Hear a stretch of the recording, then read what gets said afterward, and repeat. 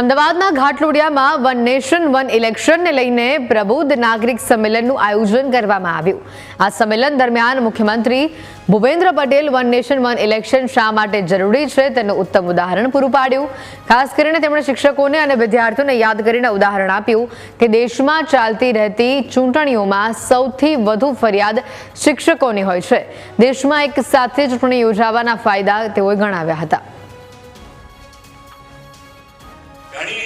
સૌથી વધારે આપણે ક્યાંક ને ક્યાંક ફરિયાદ સાંભળીએ છીએ તો શિક્ષકોની ફરિયાદ તમારા સુધી ના આવી છે, કારણ કે ક્યાંક ને ક્યાંક શિક્ષકો આની અંદર વધારે ઇન્વોલ્વ થતા હોય છે અને એમની બૂમ વ્યાજબી કેમ પડે કે ભાઈ વારે ઘડીએ ઇલેક્શન આવે એટલે એક જ ઇલેક્શન આવે તો લોકશાહીમાં આપણે કરવાનું છે, કમ્પલ્સેશન છે આપણા માટે, પણ લોકશાહીમાં આપણે ઇલેક્શન કરવું પડે આપણું કમ્પલ્સેશન છે।